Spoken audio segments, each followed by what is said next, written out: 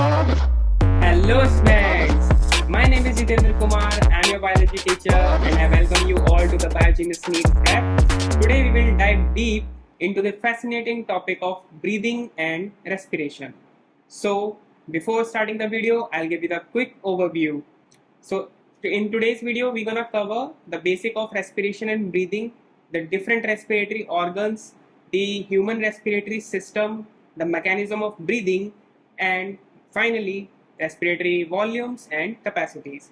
So without wasting any time, let's get started. Come. So as you know, breathing and exchange of gases. So breathing एक बहुत important हमारा life process है एक living organism के लिए। क्यों है? क्योंकि देखिए, आपको जब लिविंग थिंग के लिए बताया जाता है कि भाई आप कैसे डिटरमाइन करोगे कि कोई चीज़ लिविंग है या नॉन लिविंग है, तो उसमें से कुछ प्रोसेसेस बताए जाते हैं जो होने ही चाहिए। ठीक है, जो एक लिविंग ऑर्गेनिज्म है उसके पास होनी चाहिए। उसमें से एक प्रोसेस क्या होता है, दैट इज रेस्पिरेशन होता है। अब रेस्पिरेशन में भी क्या होता है, एक पार्ट है ब्रीदिंग। ब्रीदिंग पॉसिबल ही नहीं है, सॉरी रेस्पिरेशन पॉसिबल ही नहीं है बिना ब्रीदिंग के, क्योंकि एक कॉन्टिन्यूस क्या चाहिए आपको, इनफ्लो चाहिए गैस का। अब वो कहाँ से आएगी, वो ब्रीथ करने से आएगी। ब्रीदिंग एक तरह की एक्सरसाइज है। ठीक है, so respiration is the process of oxidizing nutrients in living cells to release energy necessary for biological function। तो इससे क्या समझ आया? देखो, रेस्पिरेशन क्या एक तरह का प्रोसेस है, ये तो हमें पता है। क्या प्रोसेस है? इसमें ऑक्सीडाइज होगा, न्यूट्रिएंट्स क्या होंगे, ऑक्सीडाइज होंगे। बेसिकली देखो, जब आप किसी चीज को जलाते हो, ठीक है, मान लो कार्बन है, कोई कार्बन का सोर्स है, उसको ऑक्सीजन दी, उसको आपने मतलब बेसिकली ऑक्सीजन प्रोवाइड करी, तो वो क्या करेगा, वो बर्न होगा और CO2 बना लेगा।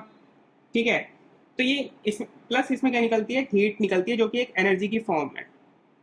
ठीक है, अब ये तो बाहर हम कर रहे हैं, मतलब आउटसाइड एनवायरनमेंट में ये प्रोसेस कर रहे हैं, पर अगर इनसाइड में भी हम देखें तो कार्बन का सोर्स क्या रहता है हमारे पास, ग्लूकोज रहता है। ठीक है, और ऑक्सीजन हम जो है ब्रीद करते हैं, उसके थ्रू हमारे पास आती रहती है ऑक्सीजन। और यही सेम प्रोसेस जो हीट की फॉर्म में एनर्जी निकल रही है, उस एनर्जी को ट्रैप कर लेती है हमारी बॉडी। ठीक है, जिसको हम ATP की फॉर्म में यूज करते हैं बाद में। और CO2 जो होती है एज अ बाय प्रोडक्ट, ये हमारे बॉडी से ब्रीद आउट हो जाती है। तो कहने का मतलब ये है कि यहाँ पे देखो, ऑक्सीडाइज तो हुआ है ना ये। अगर आपका कोई कार्बन सोर्स है, उसका ऑक्सीडाइज होना जरूरी है हीट एनर्जी या फिर किसी भी तरह की एनर्जी को निकालने के लिए। ठीक है, तो वही प्रोसेस हमारी बॉडी के अंदर होता है रेस्पिरेशन के नाम से। ठीक है, तो ऑक्सीडाइज होगा क्या, न्यूट्रिएंट्स ऑक्सीडाइज होंगे लिविंग सेल के अंदर। और ये कहाँ होता है रेस्पिरेशन, सेल्स के अंदर होता है। सेल्स के अंदर भी कहाँ पर, माइटोकॉन्ड्रिया है वहां पे। ठीक है, to release energy necessary for biological function. अब ये जो वैसे बाहर जो आउटसाइड एनवायरनमेंट है, वहां पे कोई लकड़ी जला दी हमने, तो हीट की फॉर्म में एनर्जी निकलती है, वो हम यूज कर लेते हैं अपने आप बॉडी टेम्परेचर को थोड़ा ठीक करने के लिए। ठीक है, वही चीज मैं कह रहा हूँ, अगर ये बॉडी के अंदर प्रोसेस हो रहा है, वहां भी एनर्जी रिलीज हो रही है, बस चेंज क्या है, वहां पे जो एनर्जी रिलीज हो रही है उसको हमारी बॉडी स्टोर कर ले रही है ATP की फॉर्म में या फिर किसी और फॉर्म में, या फिर उस एनर्जी को direct as it is utilise कर ले रही है जो रिलीज हो रही है। ठीक है, किसमें, बायोलॉजिकल फंक्शंस में। ये इंपॉर्टेंट है, ये बात इंपॉर्टेंट है कि बायोलॉजिकल फंक्शंस में उसको यूटिलाइज कर लिया गया। नाउ ब्रीदिंग जो होता है, ब्रीदिंग में क्या होता है, देखो, breathing involves the exchange of gases O2।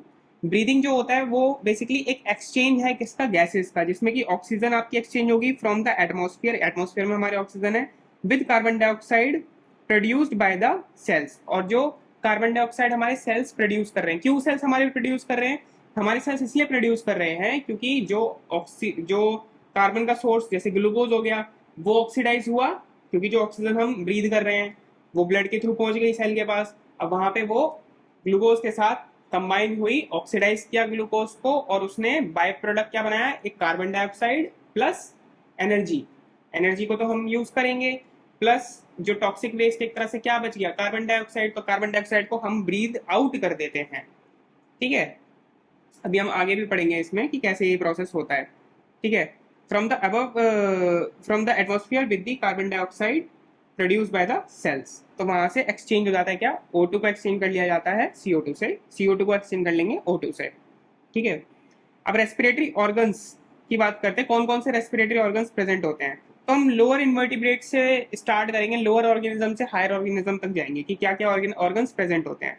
सो देखिए, रेस्पिरेटरी ऑर्गन्स में एक तो जनरल बॉडी सरफेस, कई ऑर्गेनिज्म ऐसे होते हैं जिनका जो बॉडी सरफेस है वही उनके रेस्पिरेशन में हेल्प कर रहा होता है। वैसे तो ये रेस्पिरेशन का जो फिनोमिना है कहाँ पे होगा, ये सेल्स के अंदर होता है एडवांस ऑर्गेनिज्म में। पर कुछ लोअर ऑर्गेनिज्म है जिनका बॉडी सरफेस के थ्रू क्या हो रहा है, रेस्पिरेशन हो रहा है। जैसे found in lower invertebrates such as sponges and flatworm, जो स्पॉन्जेस होते हैं, जो फ्लैटवर्म्स होते हैं, ठीक है, प्लेटियलमेंथीज बेसिकली। तो उनमें क्या होता है, ये जनरल जो बॉडी सरफेस है उनका, उसी से क्या हो रहा होता है, उनका रेस्पिरेशन हो रहा होता है। स्किन एंड मॉइस्ट क्यूटिकल, अब कुछ ऑर्गेनिज्म में जो स्किन होती है उनकी वो प्लस मॉइस्ट क्यूटिकल मतलब गीली ऊपर की लेयर, एपिडर्मल लेयर, जो क्यूटिकल जो है वो एपिडर्मल लेयर को बोल सकते हैं हम। तो इस रेस्पिरेशन को क्यूटिनेशियस रेस्पिरेशन भी बोला जाता है। क्यूटिनेशियस रेस्पिरेशन दैट इज क्यूटिकल, ठीक है, क्यूटिकल से बना क्या, क्यूटिनेशियस रेस्पिरेशन।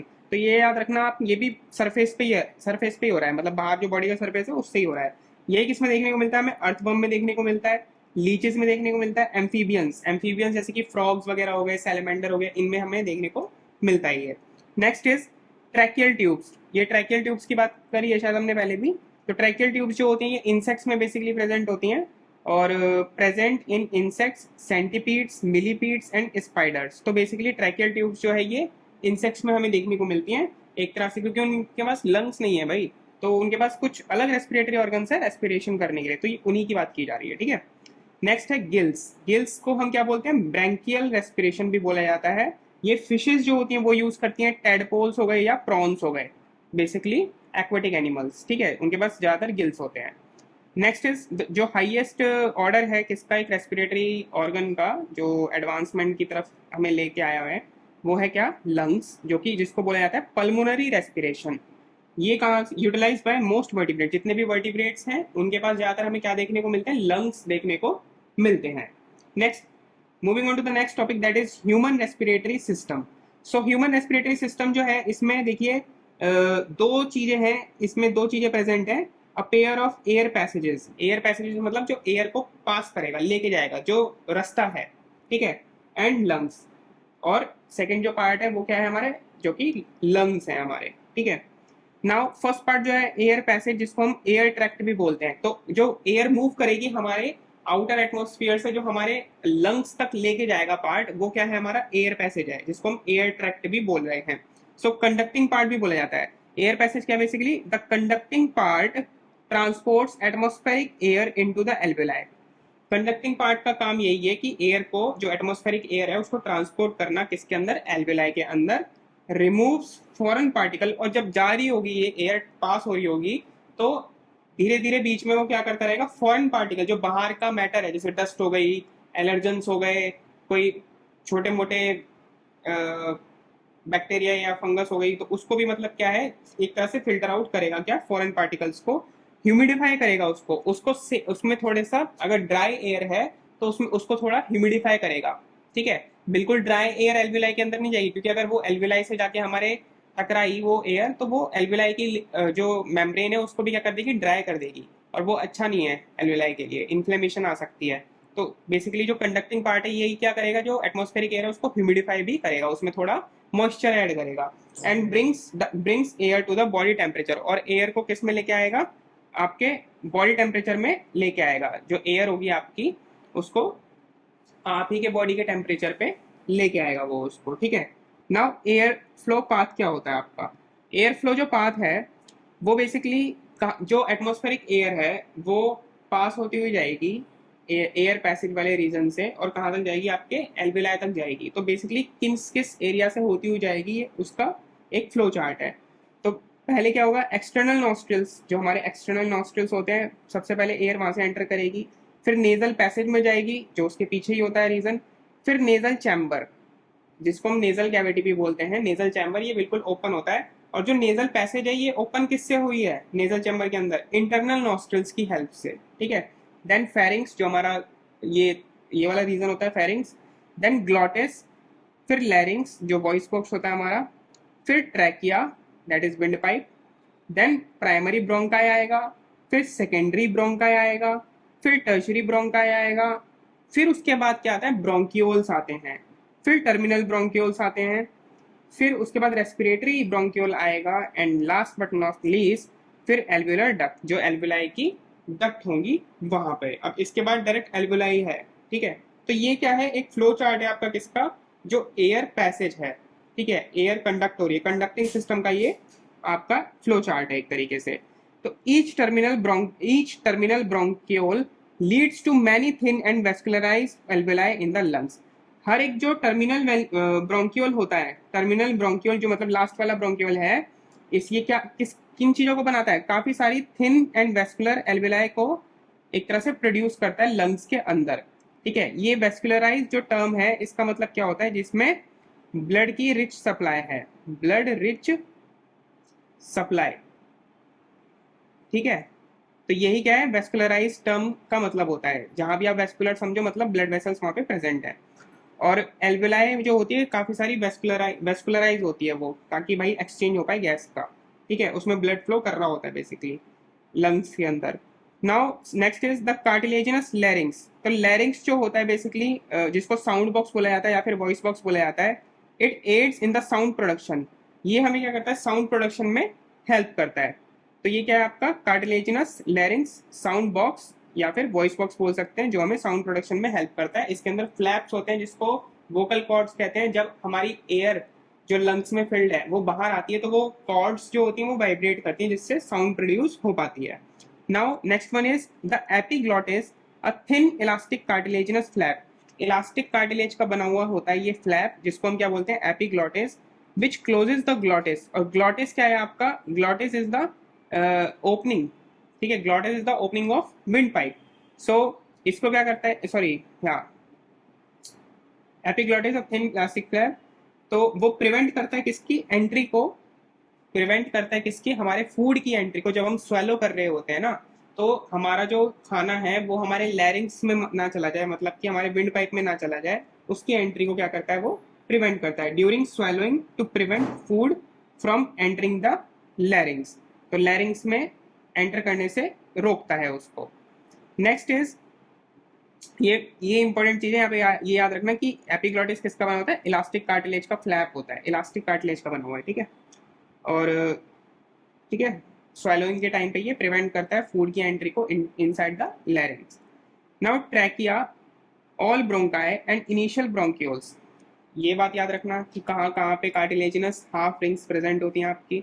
एक तो ट्रैकिया हो गया आपका, एक ब्रोंकाई जितने भी हैं, primary secondary tertiary bronchi, and initial bronchioles जो होते हैं, इनके पास क्या होती हैं, इनकम्प्लीट कार्टिलेजिनस रिंग्स प्रेजेंट होती है। इनकम्प्लीट कार्टिलेजिनस रिंग्स जो हैं वो प्रेजेंट होती हैं, ठीक है। और वो भी कैसे होती है, कंप्लीट नहीं होती, हाफ होती है। जैसे आप ये मान सकते हैं, अगर ये गला है, ठीक है, तो ये आप ऐसे मान सकते हैं यू, ये पीछे से होना चाहिए था वैसे, अगर बीच में क्या है आपका ट्रैकिया है ये, ठीक है, तो वैसे तो कंप्लीट होनी चाहिए थी ऐसे सर्कुलर पूरी, पर ये क्या है आपकी आगे आगे है, बस ये आगे आगे है, ठीक है, पीछे से ये ओपन है पूरी, आगे आगे से ये पूरी आपकी कार्टिलेज रिंग होगी, पर यहाँ पे इस वाले रीजन में नहीं होगी, तो ये क्या हो गई, इनकम्प्लीट कार्टिलेज रिंग हो गई, ठीक है। नेक्स्ट पार्ट जो है आपका रेस्पिरेटरी सिस्टम का, वो क्या है आपका लंग्स। तो lungs are located in the thoracic chamber. जो हमारा थोरेसिक चैम्बर होता है, मतलब ये हमारा रीजन जो होता है आगे, इसको क्या बोलते हैं हम, थोरेक्स बोलते हैं। तो थोरेसिक चैम्बर जो होता है इसके अंदर सिचुएटेड होते हैं ये, रेस्ट ऑन द डायफ्राम। अब डायफ्राम के ऊपर होते हैं, जैसे कि मैं आपको डायग्राम से दिखा देता हूँ, ये देखिए आप, देखिए, तो आपका ये डायग्राम है। अब यहाँ पर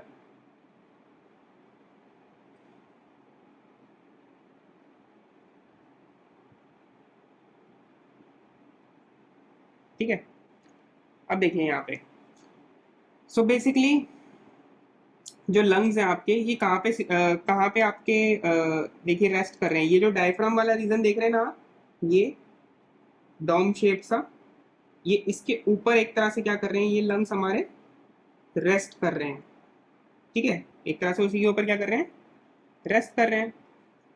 तो यही बात बताई गई कि डायफ्राम के ऊपर जो होते हैं हमारे लंग्स जो होते हैं रेस्ट करते हैं।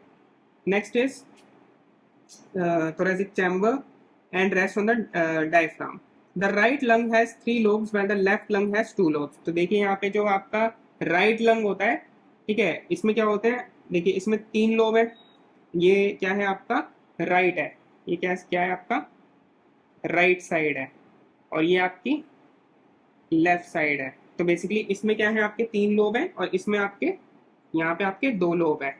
ये दिख रहे हैं ना, ये यहाँ पे 3 में डिवाइड है, 1 2 3। और जो यहाँ पर है बेसिकली लेफ्ट वाला, ये देखिए ये, तो 1 और 2, ये 2 पार्ट में डिवाइडेड है। Next is the lungs are covered by double layered pleura. और डबल लेयर्ड प्लूरा होती है इसमें। डबल लेयर्ड प्लूरा मतलब प्लूरा बेसिकली जो मेम्ब्रेन है उसको कहा जाता है। लंग्स की जो कवरिंग है उनको क्या कहा जाता है, प्लूरा कहा जाता है। और ये डबल लेयर्ड होती है। तो एक आउटर प्लूरा होती है, एक इनर प्लूरा होती है, और इन दोनों प्लूरा के बीच में क्या होता है, प्लूरल फ्लूइड होता है जो फ्रिक्शन को कम करता है और शॉक एब्जॉर्बेंट का भी काम करता है, ताकि जो लंग्स हैं जब वो इन्फ्लेट होते हैं और जो डिकम्प्रेस होते हैं तो फ्रिक्शन कम क्रिएट हो। ठीक है, क्योंकि डैमेज होने के चांसेस फिर उनके बढ़ जाते हैं अगर फ्रिक्शन वहां पे होती तो प्लूरा जो डबल लेयर प्लूरा जो है, इसमें outer parietal pleura and inner visceral pleura present होती है। जैसे कि यहाँ पे देखिए, ये जो है यहाँ पे ये दिखाया हुआ ना, यहाँ पे ये देखिए, ये जो ऑरेंज ऑरेंज दिख रहा है आपको, ये देखिए। तो ये जो आपको दिख रहा है ये रीजन, येलो पार्ट, बेसिकली ये जो है ये क्या है, आपकी आउटर प्लूरा, और ये अंदर वाली क्या है, इनर प्लूरा। और जो ये बीच में ये दिख रहा है आपको, ये क्या है आपका प्लूरल फ्लूइड। समझ में आई? ये आपका प्लूरल फ्लूइड है, यहाँ पे लिखा हुआ ना प्लूरल मेम्ब्रेन, और देखिए बीच में ये क्या है, प्लूरल फ्लूइड है। ठीक है, तो ये प्रेजेंट होता है। Next is the pleural fluid between these layers lubricates the lung surface and reduces friction. ये मैंने आपको बता दिया, इनका प्लूरल फ्लूइड का काम क्या है, एक तरह से लुब्रिकेशन प्रोवाइड करना और जो सरफेसेस के बीच में फ्रिक्शन है उसको रिड्यूस करना। Now the lungs consist of bronchi, bronchioles and alveoli. Lungs में क्या क्या चीजें होती हैं, एक तो ब्रोंकाई होता है, ब्रोंक्यूल्स होते हैं एंड एल्वेलाई होती हैं। ये तीनों चीजें कॉन्स्टिट्यूट करती हैं तो क्या बनते हैं, हमारे लंग्स बन जाते हैं। Now alveoli are the alveoli and their ducts.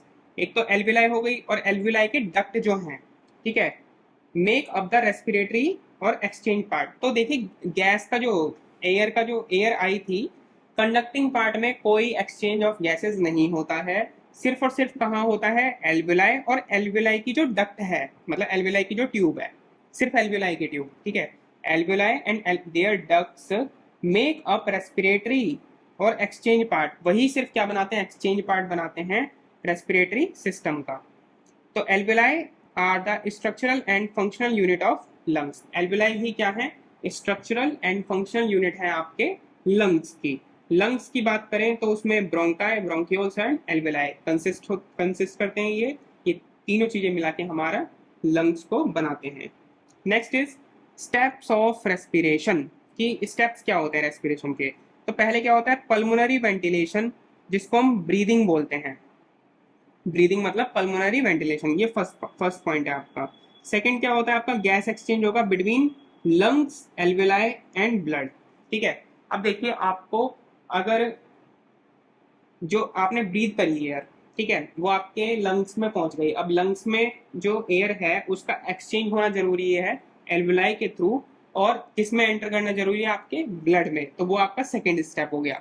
Next is gas transport, जिसको हम CO2 का ट्रांसपोर्ट भी बोल सकते हैं, and CO2, sorry O2 transport and CO2 transport. फिर गैस का ट्रांसपोर्ट होगा, O2 का ट्रांसपोर्ट और CO2 का ट्रांसपोर्ट। CO2 का कहाँ से कहाँ होगा, ब्लड में से लंग्स में आ जाएगी वो CO2, और O2 जो है, जो हमने अभी ब्रीद इन करी है, तो ऑक्सीजन वो किस में एंटर कर जाएगी, हमारे ब्लड में एंटर कर जाएगी।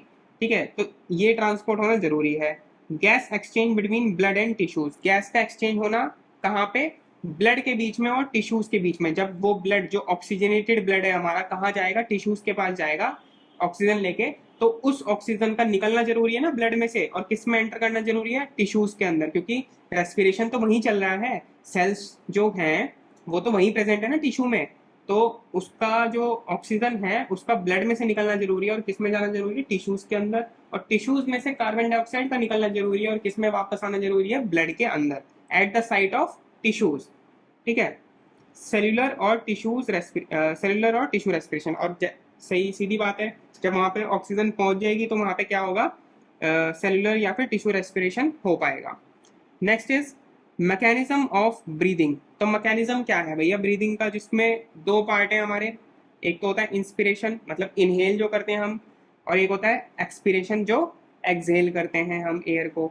इंस्पिरेशन क्या होता है, देखिए इंस्पिरेशन जो है बेसिकली आपका ये एक एक्टिव एक्टिव प्रोसेस है। मतलब कि एक्टिव मतलब एनर्जी आपको खर्च करनी पड़ेगी, एटीपी यहाँ पे क्या होगी, यूटिलाइज होगी।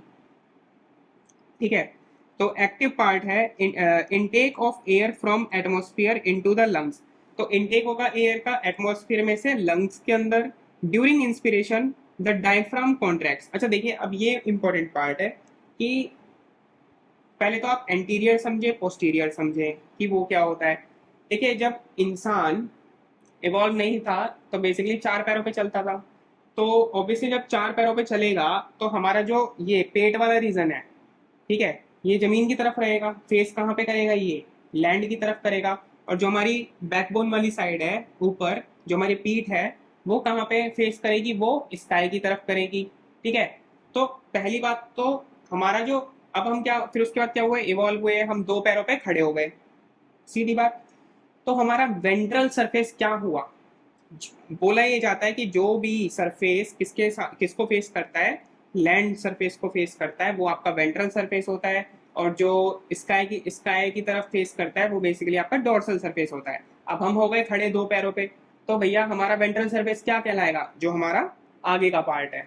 तो बेसिकली जो आगे वाला पार्ट होता है हमारा, फ्रंट पार्ट जो है हमारा, मतलब पेट वाला रीजन, थोरेक्स वाला रीजन, ये क्या है हमारा, आपका वेंट्रल पार्ट है। और जो ऊपर जो हमारी बैकबोन है पीछे, ठीक है, वो क्या है हमारा डोर्सल पार्ट है। अच्छा, फिर हमारा सर, और क्योंकि हम तो खड़े हो गए ना, तो उस हिसाब से तो सर हमारा जो है सर ऊपर स्काई की तरफ रहता है, ये होना चाहिए था। कहते हैं ना, कुछ बच्चे कहेंगे कि भाई हमारा ये जो सर है ये होना चाहिए था हमारा डोर्सल पार्ट, पर ये डोर्सल नहीं होगा, क्योंकि मैंने बताया ना आपको कि पहले हम कैसे चलते थे, चार पैरों पे थे ना, इवॉल्व ऐसे ही हुए हैं। तो चार पैरों पे थे, तो उस हिसाब पे वेंट्रल हमारा ये वाला रीजन हो गया, और डोर्सल हमारा बैकबोन वाला साइड हो गया। अच्छा हाँ, ये जो रीजन है ये बेसिकली जब चार पैरों पे चलते थे तो आगे वाला जो पोर्शन होता है, ठीक है, प्रॉक्सिमल पोर्शन जो होता है उसको क्या कहते हैं हम, बताइए, पोस्टीरियर कहते हैं, सॉरी एंटीरियर कहते हैं उसको। तो एंटीरियर पोर्शन वो हो गया हमारा। और जो टेल वाला पार्ट था या फिर लेग्स वाला पार्ट है वो क्या कहलाएगा, आपका पोस्टीरियर रीजन कहलाएगा। ठीक है, अब हम खड़े हो गए तो भाई हमारा जो हेड है बेसिकली ये क्या हुआ, ये हमारा एंटीरियर पार्ट हुआ। ठीक है, जो हमारी लेग्स लेग्स हुई या फिर टो हुआ जो पैर का, तो बेसिकली वो क्या हुआ, आपका पोस्टीरियर पार्ट हुआ। हमारा थोरेक्स आगे वाला रीजन जो है ये क्या हुआ, हमारा वेंट्रल पार्ट हुआ। और जो हमारा बैकबोन वाला एरिया है वो क्या हुआ, हमारा डोर्सल पार्ट हुआ। तो यही बात है। अब आपको कंफ्यूजन नहीं होगी कि वेंट्रल एक्सिस डोर्सल एक्सिस बोला जा रहा है ये क्या है। ठीक है, तो during inspiration the diaphragm contract flat. तो आपने देखा डायफ्राम जो है अभी कैसी स्टेट में है, ये भैया जब रिलैक्स स्टेट में होता है तो ये ऐसा होता है। ठीक है, मतलब डोम शेप्ड होता है ऐसे जब रिलैक्स होता है, और जब कॉन्ट्रैक्ट करता है तो ये फ्लैट हो जाता है ऐसे बिल्कुल स्ट्रेट। तो देखिए होगा क्या यहाँ पे, तो जब इंस्पिरेशन होता है तो डायफ्राम क्या करता है, कॉन्ट्रैक्ट करता है और फ्लैट हो जाता है, increasing vertical thoracic volume.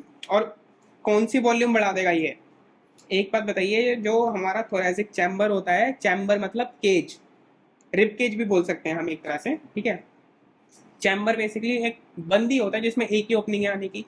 Thoracic chamber बनता कैसे है, पहली बात तो आगे भी रिब्स हैं आपकी, साइड में भी रिब्स हैं। ठीक है, पीछे क्या होता है, आपका बैकबोन होती है। ये रिब्स जो होंगी ये बैकबोन में जाके क्या हो रही होती है, एक तरह से ज्वाइन हो रही होती है। तो ये तो साइड से हो गया, पीछे बैकबोन हो गई। आगे आपकी स्टर्नम होती है जिसको ब्रेस्ट बोन बोला जाता है। तो क्योंकि आगे भी रिब्स किस में अटैच हो रही होती है, आके स्टर्नम में अटैच हो रही होती है। नीचे आपका क्या हो गया, डायफ्राम हो गया। तो एक ही ओपनिंग बचती है ना ऊपर से, जो है हमारे नॉस्ट्रिल्स, तो एयर सिर्फ यहीं से एंटर कर सकती है। एक तरह से केज बन गया पूरा, क्योंकि साइड में भी कुछ है और नीचे भी कुछ है।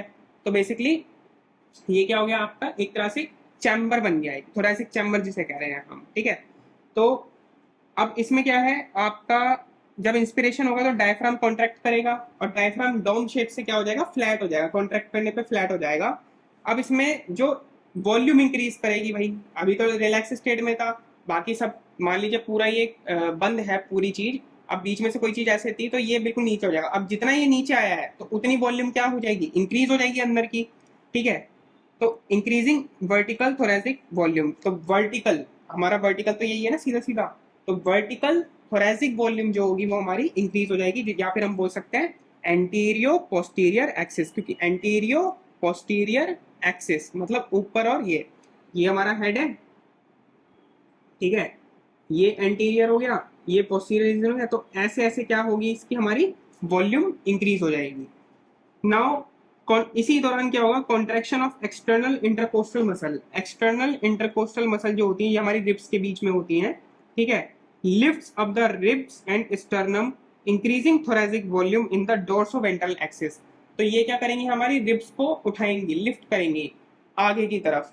तो हमने सांस, अगर हम सीधा लेटते हैं बेड पे या किसी भी लेटे हुए आप फ्लैट एकदम, तो भैया अगर आप ब्रीद कर रहे हो तो आपको लगता है ना कि आपका ये जो रिब्स हैं ये ऊपर की तरफ जा रही है ऐसे, आप हाथ खुद रख के देख सकते हो, तो ये आपका हाथ भी लिफ्ट करता है ना ऊपर की तरफ और नीचे आता है। तो बेसिकली ये कौन सा एक्सिस हो गया, ये आपका हो गया कौन सा, डोर्सो वेंट्रल एक्सिस, क्योंकि डोर्सल ये वाला रीजन है, सॉरी डोर्सल ये वाला रीजन है, वेंट्रल ये वाला रीजन है हमारा। तो डोर्सो वेंट्रल एक्सिस में आगे पीछे क्या हो रहा है, ये हमारा क्या हो रहा है, लिफ्ट हो रहा है, ठीक है, मूवमेंट हो रहा है। तो इसमें आगे भी इस वाले रीजन में भी क्या हो जाएगी, एक तरह से वॉल्यूम आपकी इंक्रीज कर जाएगी, और किसकी हेल्प से होगी ये डोर्सोवेंट्रल एक्सिस में, एक्सटर्नल इंटरकोस्टल मसल की हेल्प से होगी। Now increased thoracic volume reduces thoracic pressure. अब देखिए जब वॉल्यूम इंक्रीज करती है, अब देखिए वॉल्यूम तो अंदर इंक्रीज कर रही है, तो अंदर का प्रेशर जो होगा वो क्या हो जाएगा, कम हो जाएगा, क्योंकि अगर मान लीजिए एक बंद कमरा है और उसकी वॉल्यूम बढ़ रही है तो अंदर का प्रेशर क्या हो जाएगा, कम हो जाएगा। अब बाहर से जो हवा है वो अंदर की तरफ आना चाहेगी, तो यही होता है, लंग्स इसी वजह से हमारे फिल हो पाते हैं एयर की वजह से, एयर से, ठीक है। तो increased thoracic volume reduces thoracic pressure causing the lungs to expand. अब जिसकी वजह से लंग्स क्या करेंगे, अब वॉल्यूम बढ़ गया, जैसे ही थोरेसिक चैम्बर का थोरेसिक वॉल्यूम बढ़ी, उसी रिस्पेक्ट में क्या होंगे, हमारे लंग्स भी क्या करेंगे, एक्सपैंड होना चालू कर देंगे।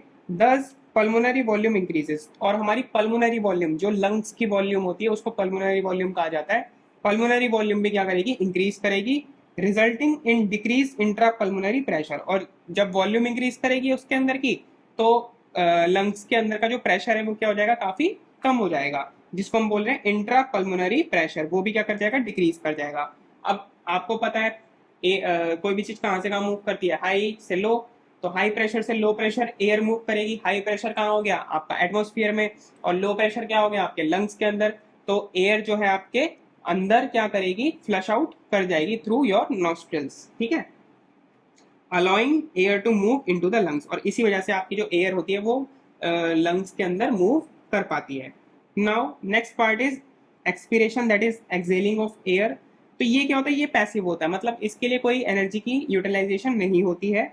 Passive expelling of air from the lungs, मतलब लंग्स में से क्या होती है, एयर बाहर आ जाती है।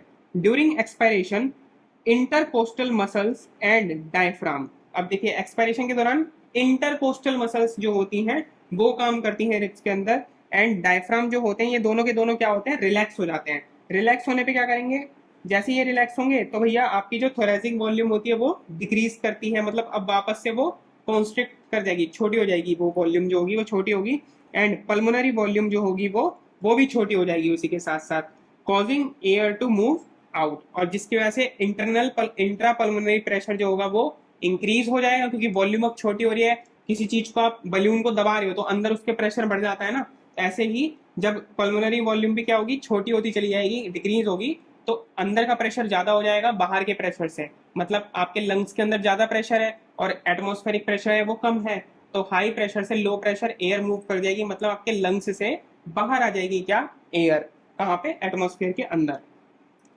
नाउ फोर्सफुल एक्सपायरेशन जो होता है वो इन्वॉल्व करता है क्या, कॉन्ट्रैक्शन ऑफ एब्डोमिनल मसल। तो भैया फोर्सफुल एक्सपायरेशन जब हम करते हैं, मतलब बिल्कुल हम फोर्स लगा के अपनी थोड़ा एक्स्ट्रा फोर्स लगाते हैं जब हम एक्सपायरेशन करने के लिए, उसमें क्या होता है, कॉन्ट्रैक्शन होती है किसकी, एब्डोमिनल मसल की, जो हमारे एब्डोमेन में मसल्स हैं वो भी क्या होती हैं, यूज होने लग जाती हैं, इंटरनल इंटरकोस्टल मसल्स भी उसी टाइम पे यूज होती हैं। तो ये क्या होता है, फोर्सफुल एक्सपायरेशन हम कर पाते हैं इसकी वजह से। Next is respiratory volumes and capacities, तो ये भी एक इंपॉर्टेंट पार्ट है, ठीक है, and from the point of view of NEET exam and CBT exam. तो टाइडल वॉल्यूम जो होती है बेसिकली क्या होती है, देखिए, वॉल्यूम ऑफ एयर इंस्पायर्ड और एक्सपायर्ड ड्यूरिंग नॉर्मल रेस्पिरेशन।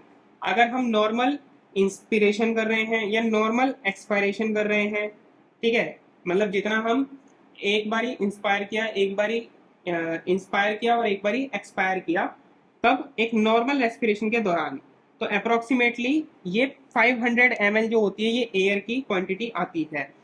और अगर हम देखें तो एक मिनट में 6000 टू 8000 ml जो एयर होती है वो कर पाते हैं ऐसे इंस्पायर और एक्सपायर, ठीक है, एक मिनट के अंदर। तो बेसिकली ये जो वॉल्यूम होती है ये क्या कहलाती है आपकी, टाइडल वॉल्यूम कहलाती है ये आपकी, ठीक है, वॉल्यूम ऑफ एयर इंस्पायर्ड और expired during a normal respiration, ठीक है। Next is inspiratory capacity, sorry inspiratory reserve volume, जिसको आईआरवी बोला जाता है, या फिर बोलते हैं हम कॉम्प्लीमेंटल एयर। कॉम्प्लीमेंटल मतलब एडिशनल वॉल्यूम जो है एयर की हम कर पाते हैं। तो एडिशनल वॉल्यूम जो एयर की हम इंस्पायर कर पाते हैं एक फोर्सफुल, मतलब एक्स्ट्रा मेहनत करके, थोड़ा क्या आपने फोर्सफुली आपने इंस्पिरेशन किया, अंदर सांस भरी अपने, तो भैया वो जो एडिशनल वॉल्यूम जाएगी एयर की वो क्या कहलाएगी, इंस्पायरेटरी रिजर्व वॉल्यूम। ये होती है 2500 टू 23,000 ml, ठीक है। Next is expiratory reserve volume या फिर ईआरवी, जिसको सप्लीमेंटल एयर भी बोला जाता है।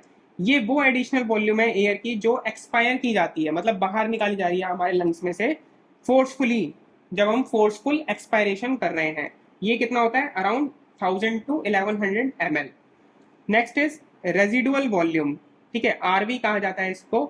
तो volume of air remaining in the lungs after forcible expiration, मतलब आपने फोर्सफुली क्या कर लिया, एक्सपायरेशन कर लिया, मतलब पूरी जान लगा के फोर्सफुली, ठीक है।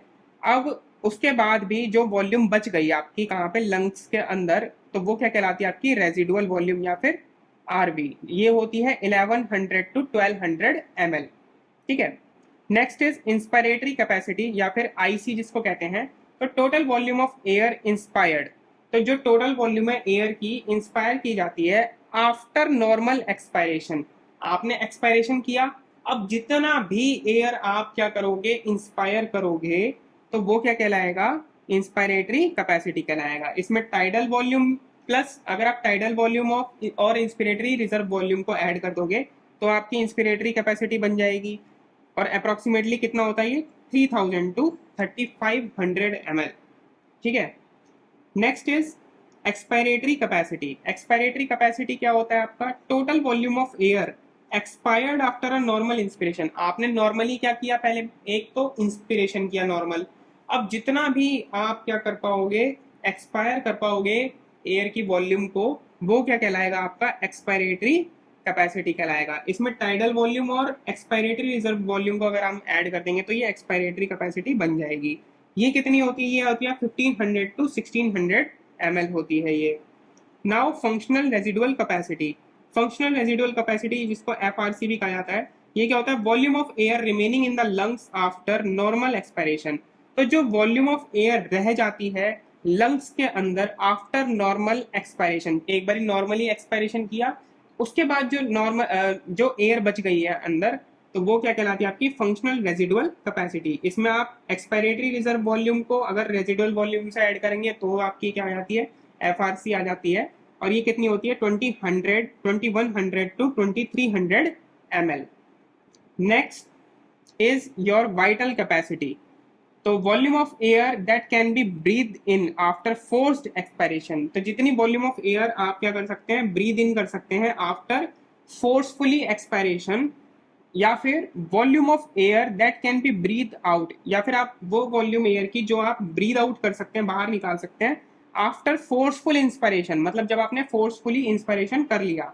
तो दोनों ही केस में ये क्या बनती है, ये आपकी बनती है वाइटल कैपेसिटी। इसमें एक्सपायरेटरी रिजर्व वॉल्यूम को ऐड करेंगे टाइडल वॉल्यूम से, प्लस करेंगे हम इंस्पिरेटरी रिजर्व वॉल्यूम, तो आपकी क्या आ जाएगी, आपकी वाइटल कैपेसिटी आ जाएगी। ये होती है around 3500 to 4500 ml। Next is your total lung capacity. तो टीएलसी बोला जाता है इसको, total volume of air in the lungs after maximum inspiration. जो टोटल वॉल्यूम होती है किसकी, एयर की, लंग्स के अंदर आफ्टर मैक्सिमम इंस्पायरेशन, मतलब जब आपने मैक्सिमम इंस्पायरेशन कर लिया, जितना आप इंस्पायर कर सकते थे एयर को फोर्सफुली, कैसे जितना भी कर सकते थे, तो जो आपने कर लिया और टोटल वॉल्यूम जो लंग्स के अंदर अब आ गई है, तो वो क्या कहलाती है? आपकी टोटल लंग कैपेसिटी कहलाती है, जिसमें रेजिडुअल वॉल्यूम भी, एक्सपायरेटरी रिजर्व वॉल्यूम भी, टाइडल वॉल्यूम भी और इंस्पिरेटरी रिजर्व वॉल्यूम, इन चारों को ऐड कर देंगे तो आपकी टीएलसी बन जाएगी। या फिर आप वाइटल कैपेसिटी को डायरेक्ट ऐड कर सकते हैं रेजिडुअल वॉल्यूम में। ये कितनी होती है? Around 500 to 600 ml, that is around 5 to 6 liter. Now next is part of the respiratory tract. ये बहुत इंपॉर्टेंट पॉइंट है कि जो ऐसा पार्ट है रेस्पिरेटरी ट्रैक्ट का, जो नॉस्ट्रल्स हमारे स्टार्ट, नॉस्ट्रल से स्टार्ट होता है रेस्पिरेटरी ट्रैक्ट का वो part, from nostrils to terminal bronchi, मतलब नॉस्ट्रल से लेके टर्मिनल ब्रोंकाई तक वो किसी भी गैसियस एक्सचेंज में इन्वॉल्व नहीं होता है। तो ये जो पार्ट होता है ये कहलाता है क्या? डेड स्पेस कहलाता है। क्या कहलाता है? Dead space. With a dead space, with a dead air volume of about 150 ml, मतलब जो 150 ml जो आपकी एयर है ये किसी भी एक्सचेंज में काम नहीं आ रही है, ठीक है। और ये किसका पार्ट है? एक तरह से डेड स्पेस का, मतलब कोई एक्सचेंज वहां पे नहीं हो रहा है नॉस्ट्रल से लेके ब्रोंकाई तक, तो वहां पे भी तो कुछ एयर फील्ड होगी ना। वो कितनी एयर है? वो है आपकी अराउंड 150 ml, जो किसी भी एक्सचेंज में काम नहीं आ रही है। नाउ देखिए, एक जो रेस्पिरेटरी साइकिल होती है उसमें दो चीजें होती हैं। देखिए, एक तो इंस्पिरेशन होता है एक बारी, और एक बारी एक्सपायरेशन होता है। मतलब इंस्पिरेशन प्लस एक्सपिरेशन, इन दोनों को जब ये दोनों हो जाते हैं तब हम बोलते हैं कि एक रेस्पिरेटरी साइकिल हो गई है आपकी। नॉर्मल रेस्पिरेटरी या फिर ब्रीदिंग रेट जो होता है कि मतलब एक बारी में, एक मिनट में इंसान कितना ब्रीद कर रहा है, नॉर्मल वो होता है कि आपका नॉर्मल रेस्पिरेटरी या फिर ब्रीदिंग रेट। तो अराउंड 12 to 16 टाइम्स एक मिनट में हम क्या करते हैं? ब्रीद करते हैं। तो 12 to 16 टाइम्स होता है आपका ब्रीदिंग रेट या फिर नॉर्मल रेस्पिरेटरी रेट। एक इंस्ट्रूमेंट होता है क्या? स्पायरोमीटर। स्पायरोमीटर या फिर इसको रेस्पायरोमीटर भी बोला जाता है। इसको यूज किया जाता है to measure the respiratory rate, जिससे कि हम रेस्पिरेटरी रेट को मेजर कर पाते हैं, ठीक है। So that's it guys, and don't forget to like, share and subscribe. If you found this video helpful, then please share it with your classmates, and if you have any questions, so please comment below. And for more such informative videos and educational content to ace your NEET exam, please stay tuned. Thank you.